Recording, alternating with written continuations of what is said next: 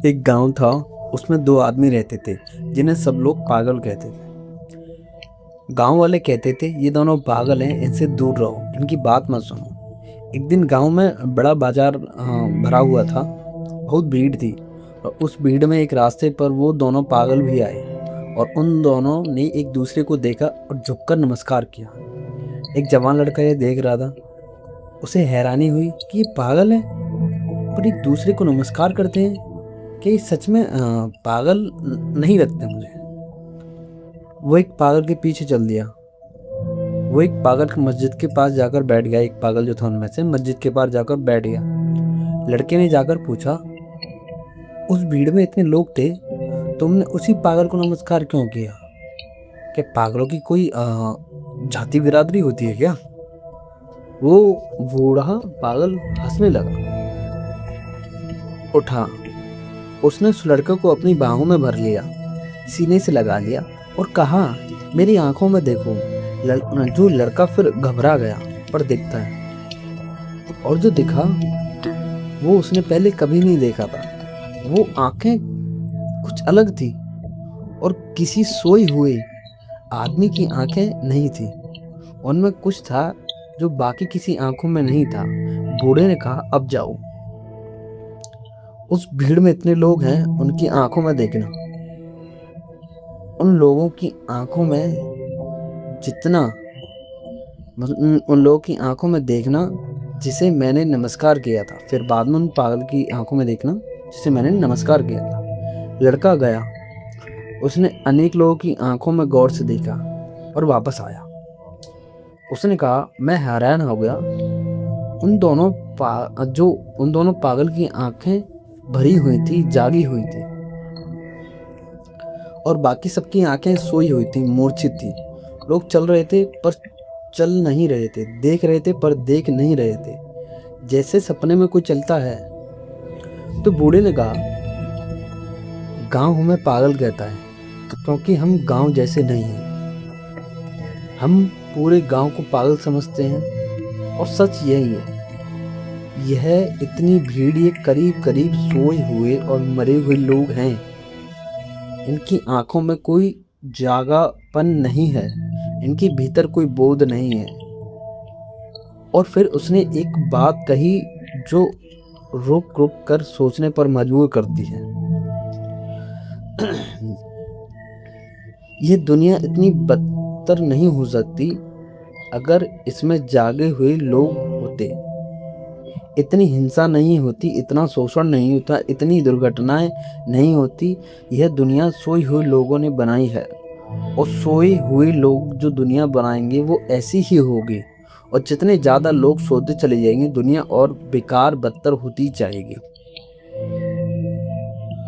अब क्या एक बार ठहरो, और यह बात ज़रा थोड़ी अजीब लग सकती है, और कि दुनिया की सारी समस्याएं, युद्ध, हिंसा, भ्रष्टाचार, शोषण, इन सब की जड़ यह है कि लोग सोए हुए हैं।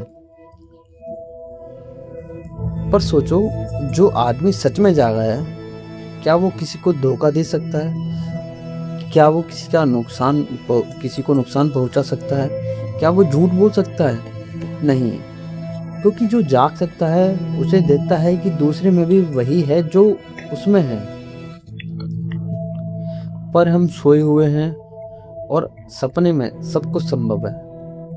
यहाँ ओशो एक और नाम लेते हैं, संत फ्रांसीसी, असीसी का फकीर।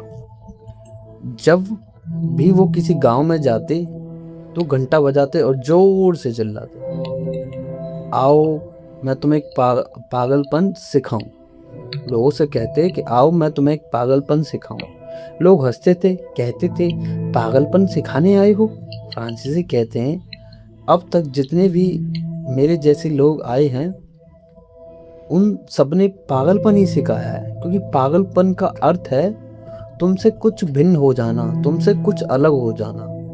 और जो उस भांति के लोग हो जाते हैं वही केवल सत्य को जान पाते हैं।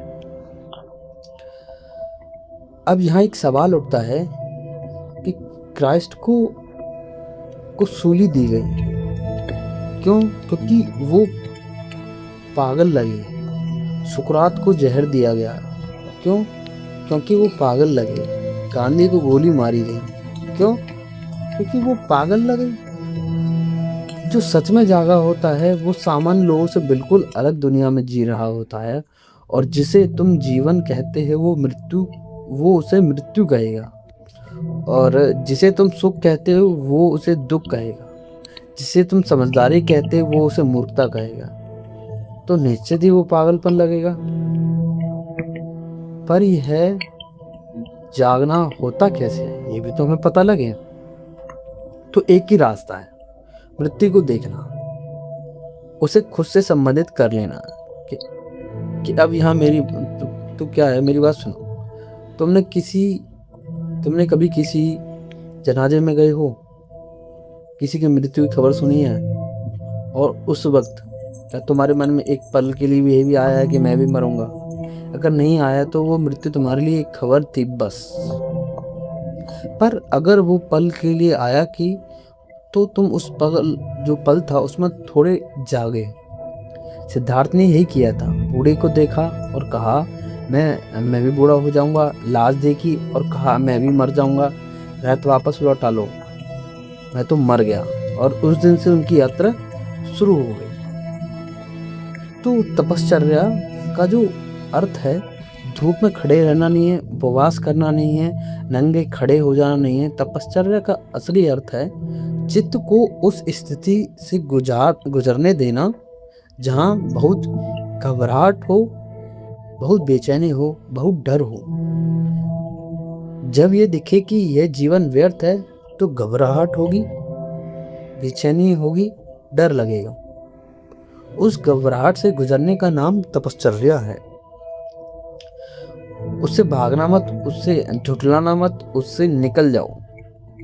और जो उससे निकल जाएगा उसके भीतर क्रांति घटेगी अनायास, अचानक, बिना किसी प्रयास के। वो दूसरा आदमी हो जाएगा। अब आखिरी बात, एक मुसलमान फकीर था फरीद। एक नदी के किनारे एक छोटे से गांव में एक झोपड़े में रहता था। लोग आते थे, उससे पूछते थे ईश्वर है, आत्मा है, क्या सत्य है? फरीद बड़ा अजीब था। जब भी कोई आता तो एक ही बात पूछता था तुम में प्यास है?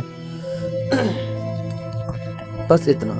अगर वो कहता कि हाँ, तो वो कहता नदी के किनारे चलो भाई। और नदी किनारे पर जाकर वो उस आदमी का सिर पानी में डुबा देता, ये ले। और जब तक डुबाई लगता, जब तक वो तड़पने न लगे।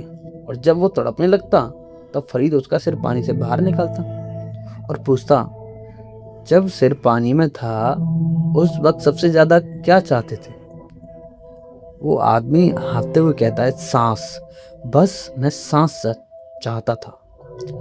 फरीद कहता है, जब परमात्मा की प्यास ऐसी हो जाए जैसे डूबते हुए आदमी को सांस की जरूरत होती है, तब आना, उससे पहले मत आना। वो प्यास अभी नहीं है तुम्हारे पास, जाओ यहाँ से। बस यही बात है।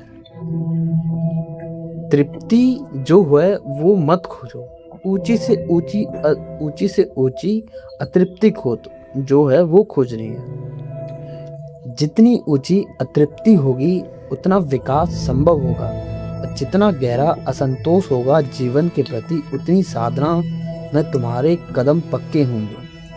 आकांक्षा पैदा हो, प्यास पैदा हो, अभिप्सा बने, ऐसे अभिप्सा कि इसके बिना जीना मुश्किल हो जाए। या तो इसे हल करना पड़े या फिर खुद को समाप्त कर लें। ये जो पागलपन है, ये जो घबराहट है, ये जो बेचैनी है, यही असली तपश्चर्या है, यही असली प्रार्थना है, यही असली शुरुआत है। दुख का स्मरण, मृत्यु का बोध, जीवन की व्यर्थता का बोध, यही प्यास का उत्पन्न करता है। और प्यास मनुष्य को बदल देती है। तो आज एक काम करना है, बस एक काम, आँख खोलो, सड़क पर जो लोग चल रहे हैं उन्हें देखो और खुद से पूछो ये जिंदा है या मुर्दे। और यह सवाल उठे तो रुकना मत, उसमें और गहरे जाना, क्योंकि जो इस सवाल में डूब गया वो एक दिन उस पागल जैसा हो जाएगा जिसकी आंखें जागी हुई हैं। और जिस दिन तुम दूसरे आदमी हो गए, पूरी तरह नए और जागे हुए। तो हम करने की कोशिश करेंगे। तो अब देखो, जानो, खोजो, बस यही है। मिलते हैं एक नई बातचीत के साथ कल। आज के लिए बस इतना ही। Good night, bye, Tata.